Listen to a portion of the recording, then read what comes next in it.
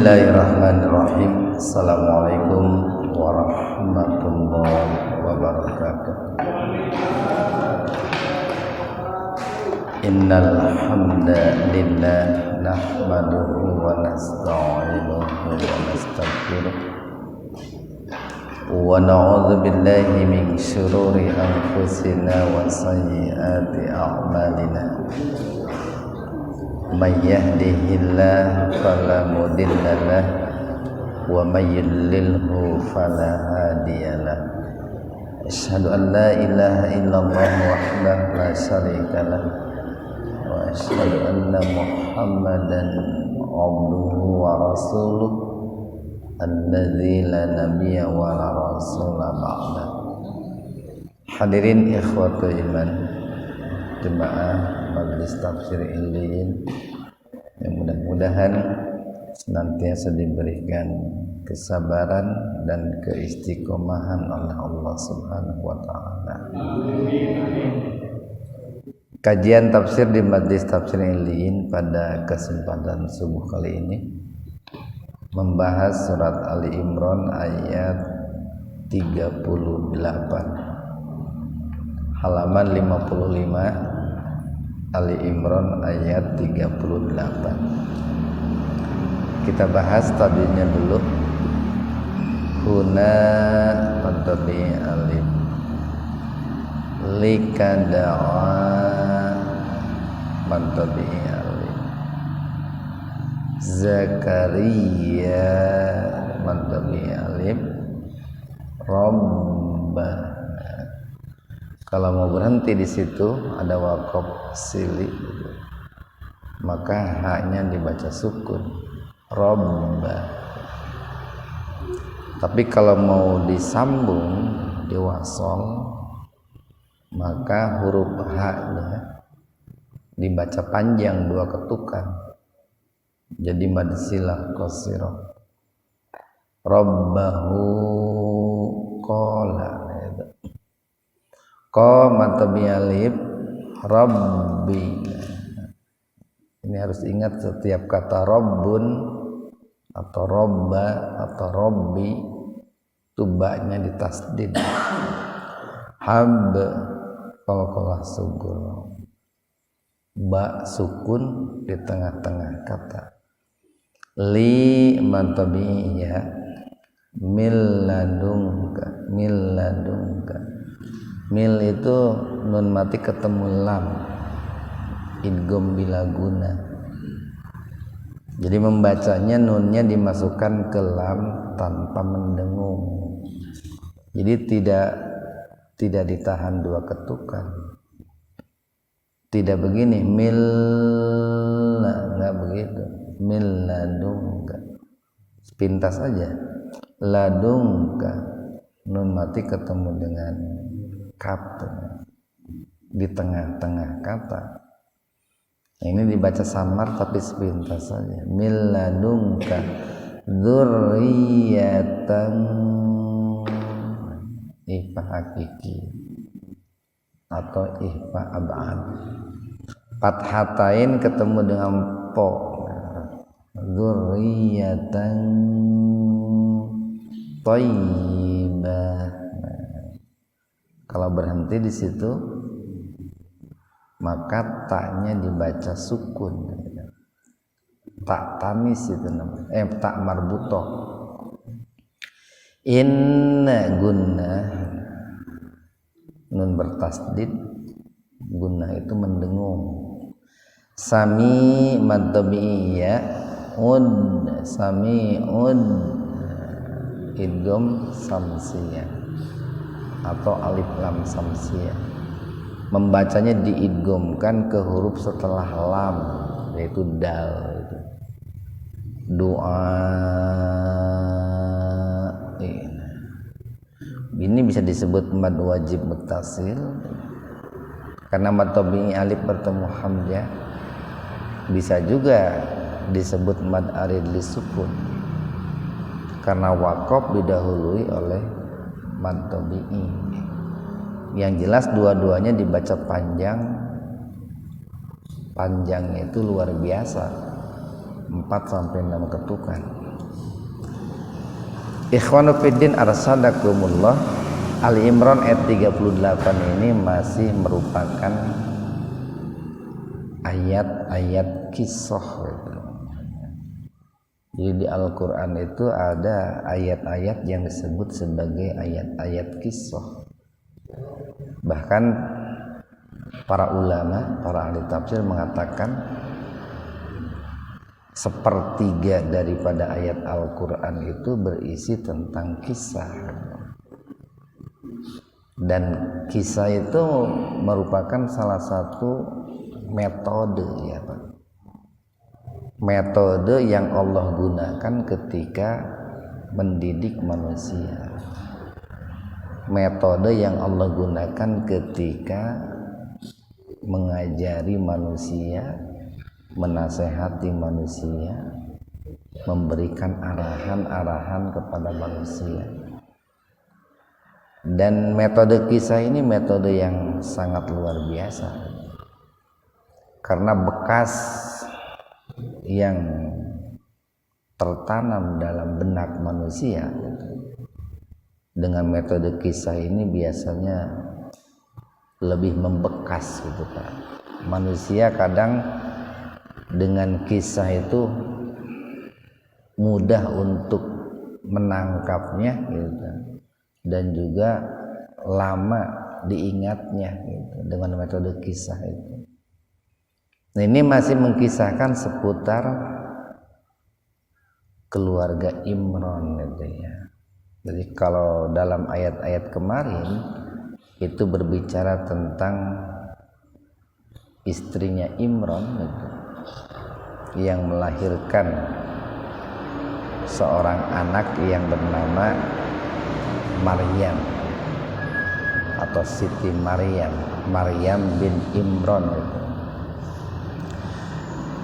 Yang kemudian Siti Maryam itu menjadi seorang perempuan yang solihah gitu, yang berbakti kepada orang tuanya dan senantiasa mengabdi kepada Allah Subhanahu wa taala,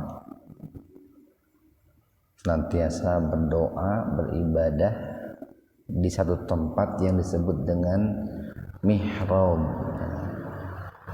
Kalau Wahbah Zuhaili menafsirkan bahwa mihrab itu kalau istilah kita hari ini, iya Pak nih, ini namanya apa?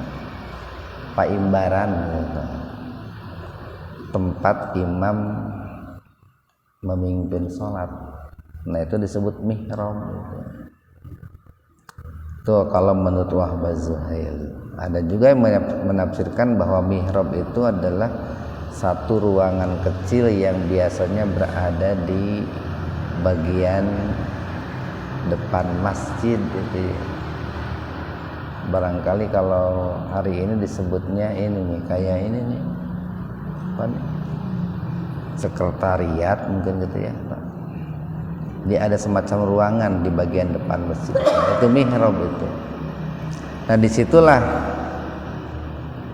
Siti Maryam itu ya, sesuai dengan nazar ibunya, cita-cita ibunya, itu senantiasa bertakarrub, berdoa, sholat ya, mendekatkan diri kepada Allah Subhanahu wa taala. Nah, dengan itu semua gitu ya, dengan ketaatan kepada Allah, dengan kedekatan kepada Allah, maka Allah pun berikan banyak kemudahan-kemudahan kepada Siti Maryam itu. Salah satunya adalah bahwa di sekeliling Siti Maryam itu senantiasa ada hidangan, ada makanan gitu.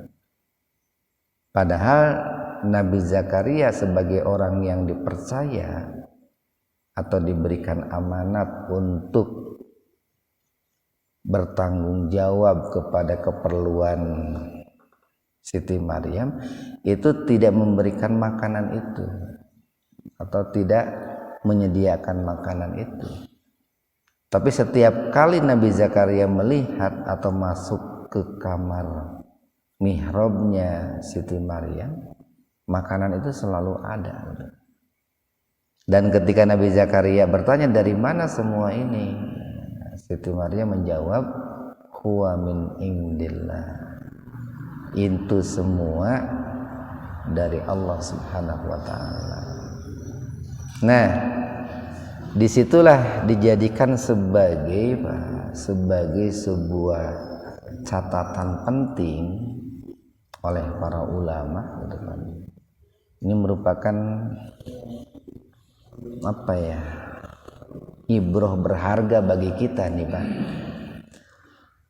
bahwa kalaulah kita itu ingin mendapatkan banyak kemudahan dalam hidup Pak, kita ingin banyak solusi dari masalah yang kita hadapi, kita pun ingin mendapatkan kemudahan dalam menyelesaikan sebuah persoalan, maka perbanyaklah mendekatkan diri kepada Allah.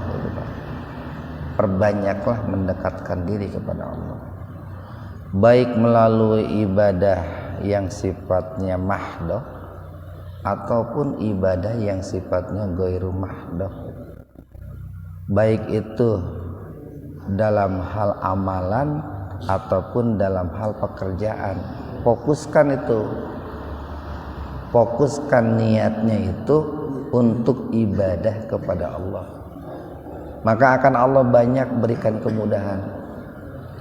Tapi sebaliknya ketika orang itu melakukan pekerjaan, melakukan amalan, fokusnya dunia, di situ akan banyak menemukan kesulitan Pak.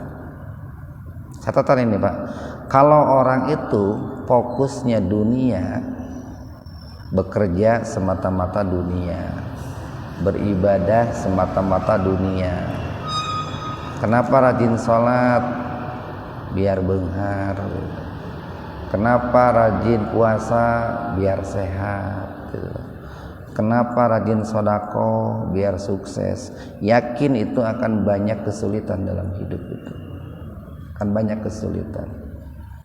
Nah, makanya di ayat 38 itu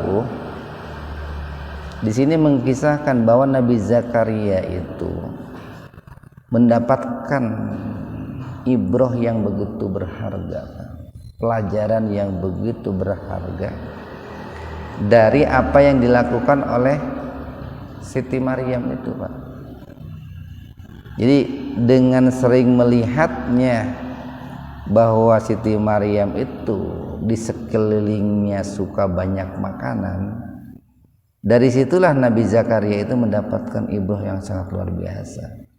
Hunalika, nah ini Pak nih 38, hunalika, di sanalah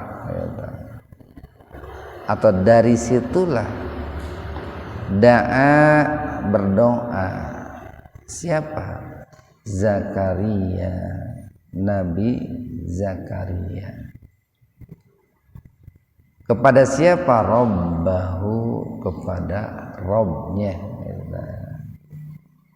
Ini kan ibrah luar biasa nih, dengan sering melihat seorang perempuan yang menjadi, katakanlah bukan anak asuh, kan masih saudara gitu. Jadi Nabi Zakaria dengan Siti Maryam itu masih saudara. Kemudian Nabi Zakaria itu menjadi orang yang dipercaya untuk mengurusi semua kebutuhan Siti Maryam itu. Nah, dari kebaikan-kebaikan dan ketaatan yang dilakukan oleh Siti Maryam itu, Nabi Zakaria itu merasa merasa teringatkan gitu ya, atau merasa termotivasi. Walaupun tentu kan Nabi Zakaria seorang nabi, orang yang sangat taat, tetapi disitulah mendapatkan pelajaran berharga dari yang namanya Siti Maryam itu.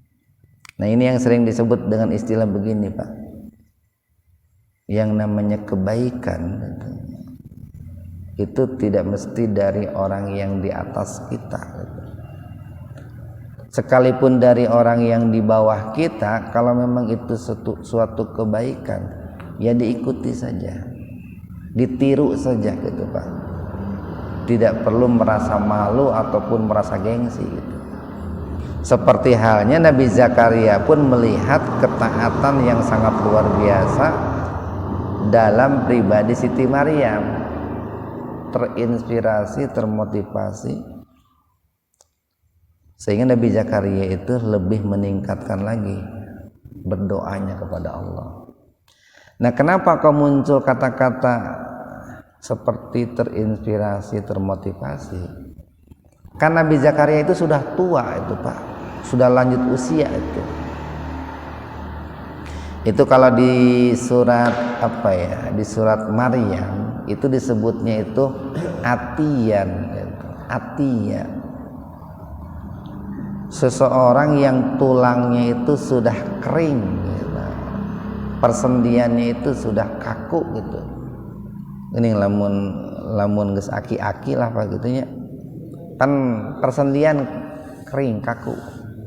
Nah, itu sebagai tanda bahwa orang itu sudah tidak subur Pak, olinya geus habis itu teh, pertanda sudah tidak subur itu. Nah, di samping itu kan istri Nabi Zakaria itu akir gitu, divonis sebagai seorang wanita yang mandul. Nah, maka sebagai manusia wajar kalau Nabi Zakaria itu katakanlah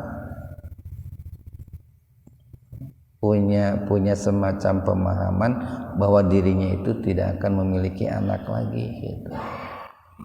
Tetapi melihat apa yang terjadi pada Siti Maryam, bahwa Siti Maryam itu kerjanya hanya duduk, beribadah, berdoa, lalu makanan selalu datang, dari situlah Nabi Zakaria itu, ini orang tanpa bekerja makanan selalu ada, maka saya pun sekalipun sudah lanjut usia, otomatis bagi Allah itu tidak ada kesulitan atau sangat mudah memberikan anak kepada saya.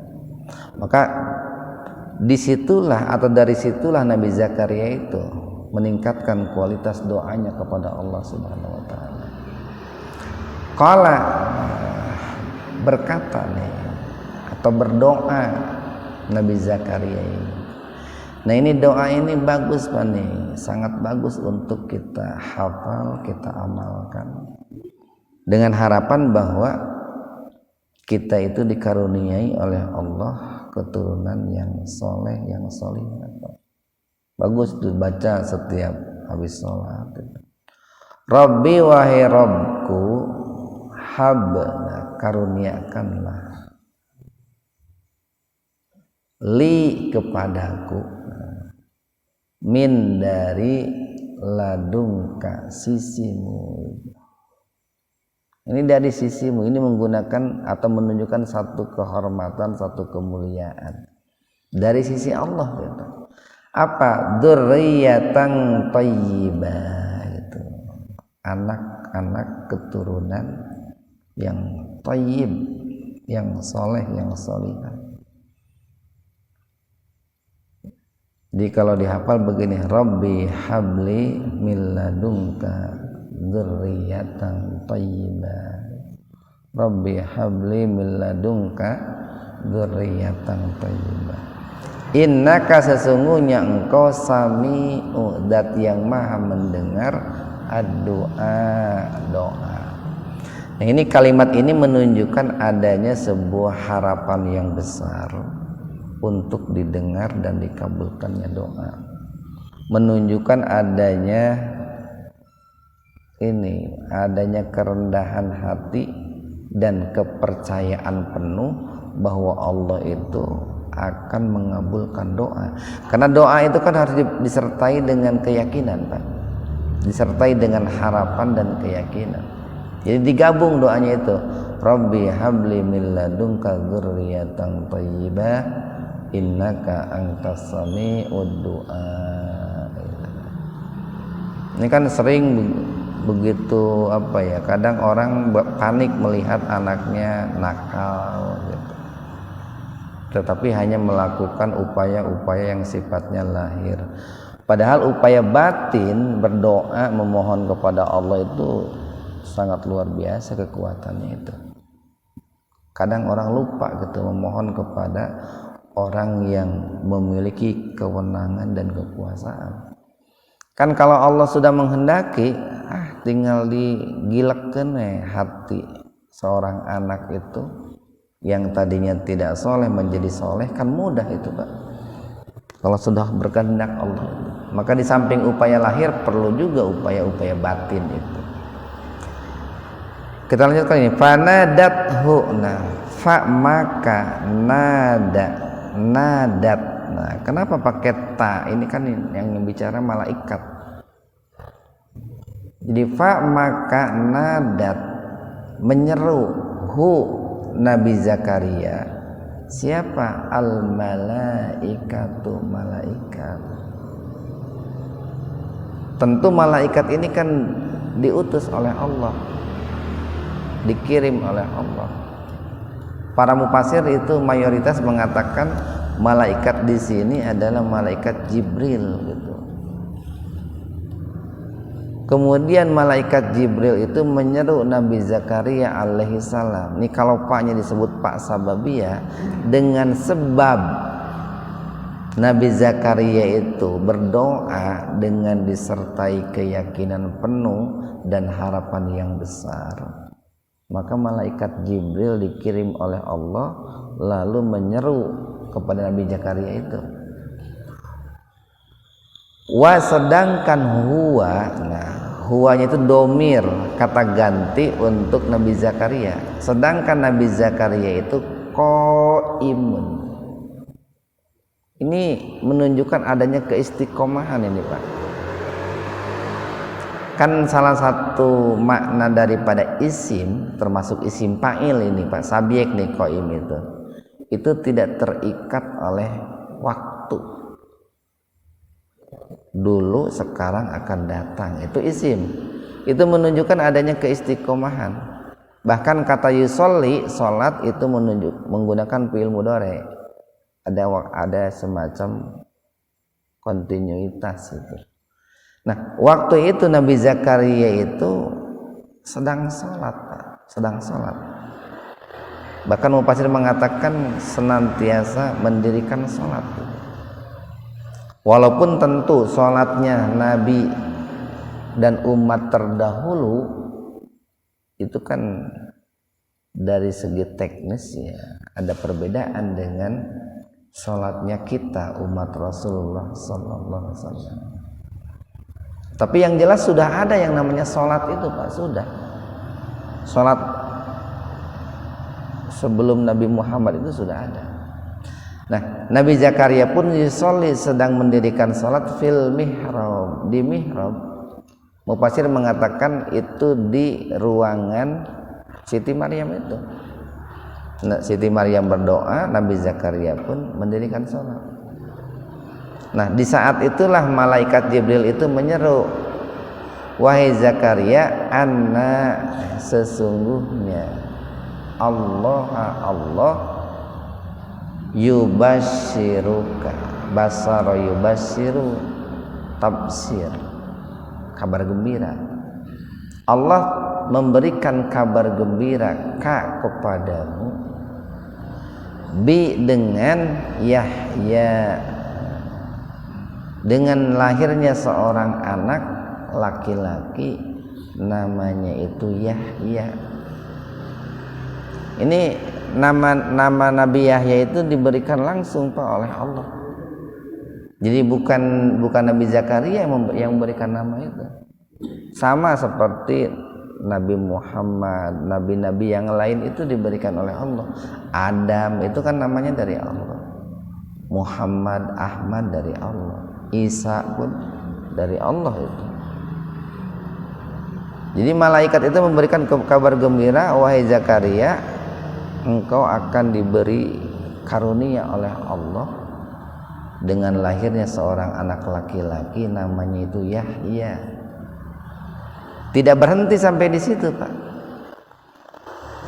Ciri-cirinya itu, sifatnya itu, karakter anak yang namanya Yahya itu musaddiqo, itu akan membenarkan bi terhadap kalimat minallahi dari sisi Allah. Apa maksudnya kalimat dari sisi Allah? Yaitu membenarkan Nabi Isa, Pak. Ini kalau dilihat nih Pak di ayat 59 nih, masih Ali Imran, satu halaman ke depan tuh. Satu halaman ke depan Ali Imran ayat 59. Di situ Allah mengatakan inna masala Isa indallah kamasali Adam. Sesungguhnya permisalan Nabi Isa alaihissalam di sisi Allah itu seperti permisalan Adam. Ada kemiripan Pak Nabi Isa dengan Nabi Adam itu. Di mana kemiripannya itu?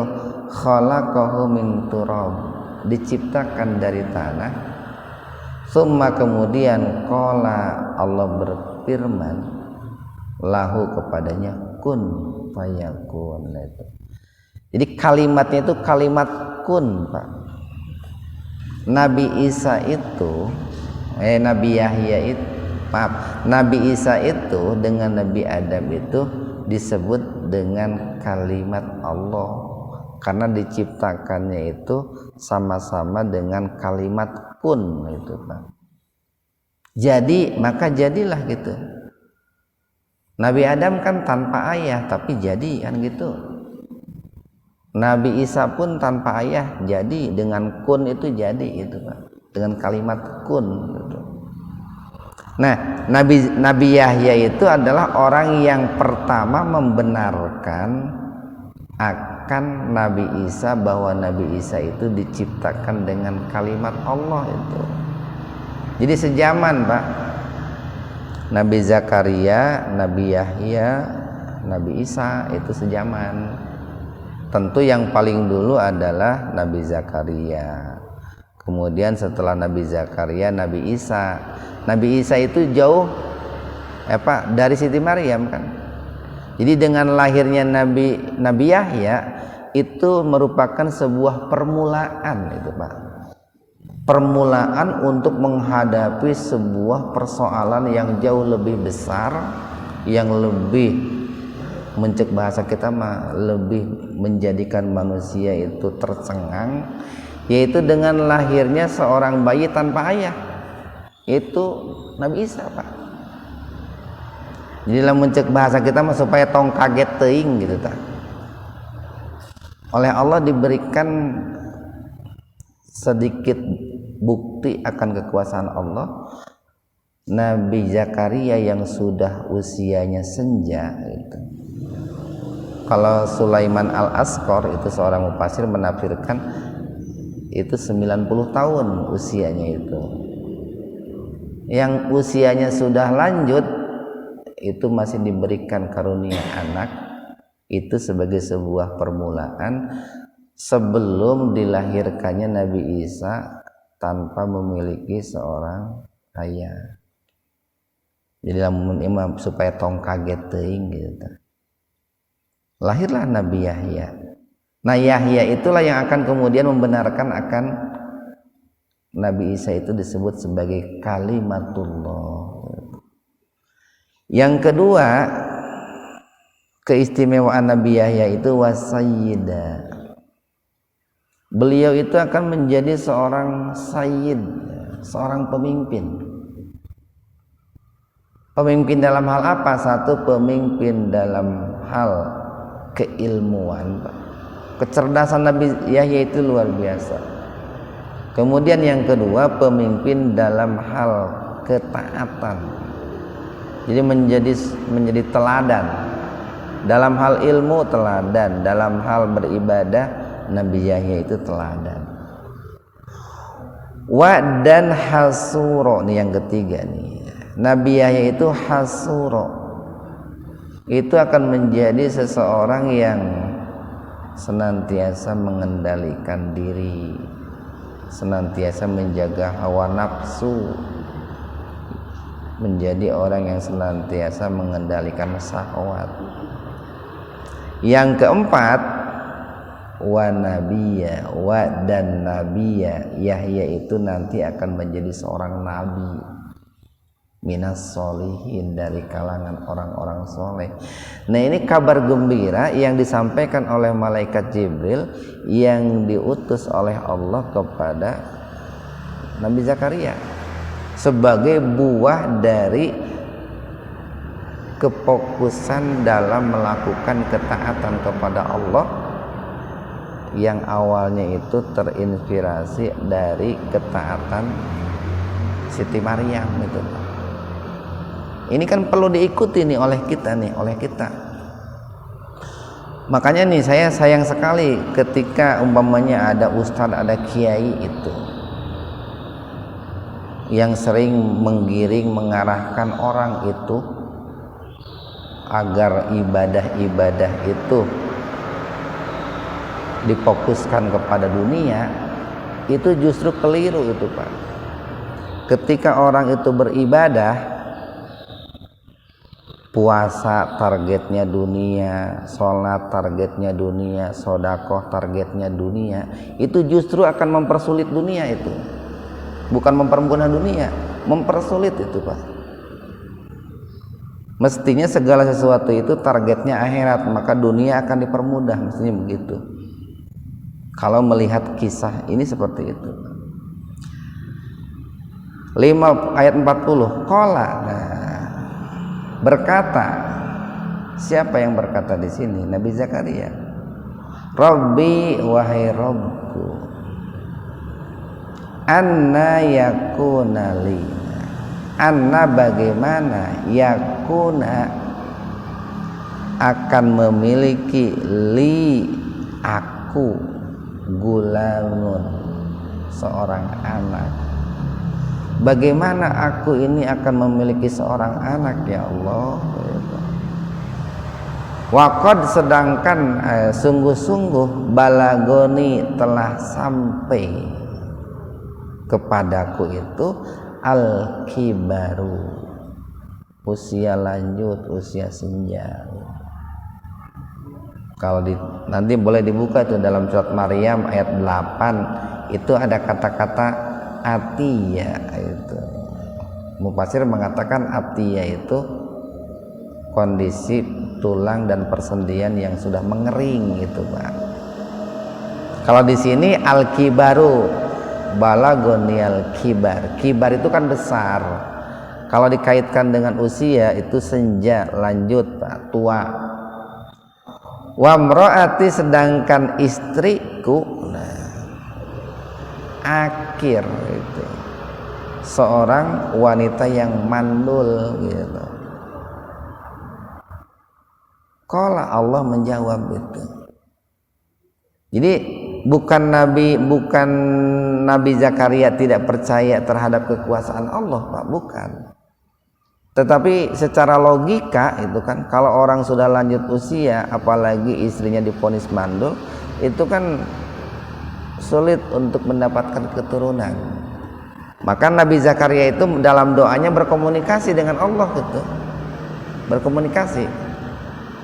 Qala, kemudian Allah menjawab, kadzalika, demikianlah Allah yaf'alu, berbuat, mayasa'u, apa yang Allah kehendaki. Nah, inilah yang disebut dengan mukjizat atau yang disebut dengan karomah, itu begitu Pak.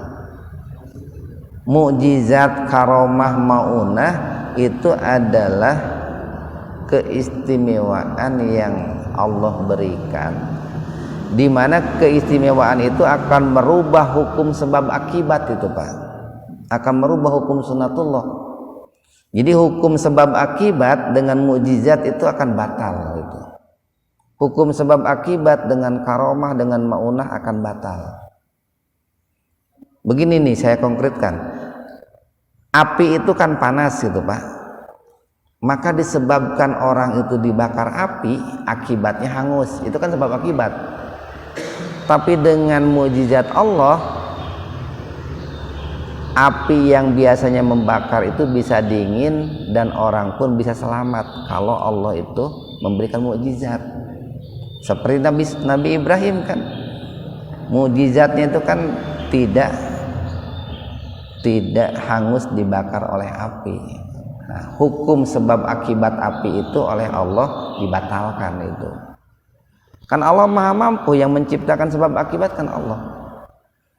Nah, maka di sini pun itu dikatakan oleh Allah nih, demikianlah saya itu berbuat sesuai dengan apa yang saya kehendaki. Makanya apa yang menurut logika manusia itu tidak mungkin atau mustahil, bagi Allah itu sangat mungkin sekali. Apa yang menurut manusia itu sulit, bagi Allah itu mudah. Apa yang menurut manusia disebabkan ini akibatnya begini, maka bagi Allah itu tidak berlaku. Dalam situasi tertentu tidak berlaku. Kalau sudah Allah berkehendak gitu untuk lebih meyakinkan, Nabi Zakaria itu bertanya lagi kepada Allah. Tentu melalui doa ini Pak. Nabi Zakaria berkata dalam doanya, Rabbi wahai Rabbku, ij'al, jadikanlah li untukku ayatan, tanda. Ya Allah, coba perlihatkan kepada saya apa tanda atau bukti bahwa istri saya itu sedang hamil. Ini kan semacam Nabi Zakaria itu ingin bukti konkret itu Pak. Qala, Allah menjawab, ayatukana, tanda untukmu itu, cirinya itu Allah tukallima, kamu tidak akan bisa berbicara annasa dengan manusia salasata 3 ayamin hari. Buktinya itu nanti ketika istrimu itu sedang hamil, kalau kamu ingin bukti nih, kamu itu selama 3 hari lidahmu itu akan kaku, tidak bisa ngomong gitu dengan orang-orang itu, illa kecuali romza, dengan isyarat saja. Nah, maka pada saat itu Nabi Zakaria itu ketika bertemu dengan istri, bertemu dengan tetangga, bertemu dengan saudara, teman, itu tidak bisa berkomunikasi Pak selama 3 hari, kecuali dengan isyarat-isyarat saja. Dan ini sebagai bukti apa yang diminta oleh Nabi Zakaria akan tanda bahwa istrinya sedang hamil. Wadkur, maka berzikirlah, ingatlah kepada Allah, Rabbaka, kepada Rabbmu, kasiron, yang banyak. Selama 3 hari tidak bisa berkomunikasi itu, manfaatkanlah waktu itu untuk berzikir kepada Allah sebanyak-banyaknya. Wasabbih, dan bertasbihlah bil asyi, di waktu asyi, bukan isya, bukan, beda isya dengan asyi. Itu kalau mufassir mengatakan asyi itu dari semenjak duhur, dari mulai duhur Pak, itu sampai ba'da maghrib lah, atau menjelang isya, itu waktu asyi. Kalau wal ibkar, waktu ibkar itu dari mulai terbit fajar sampai duha, dari mulai terbit fajar sampai duha. Nah, kenapa kok disebutnya 2 waktu ini? Kan kalau sudah isya orang biasanya tidur Pak, tidur. Setelah waktu duha sampai duhur orang umumnya sibuk bekerja. Maka disebutkan dengan 2 waktu ini merupakan waktu-waktu yang sangat tepat orang itu untuk memperbanyak zikir dan memperbanyak tasbih kepada Allah. Walaupun tentu yang namanya zikir dan tasbih itu ya 24 jam Pak, 24 jam. Tapi 2 waktu ini nih, dari mulai zuhur sampai maghrib kan sudah mulai santai. Dari mulai fajar sampai duha itu pun waktu-waktu yang orang itu belum memulai aktivitasnya, itu diperbanyaklah untuk berzikir dan bertasbih kepada Allah. Ya tasbih itu kan subhanallah, subhanallah. Dzikir itu kan banyak, la ilaha illallah wallahu akbar.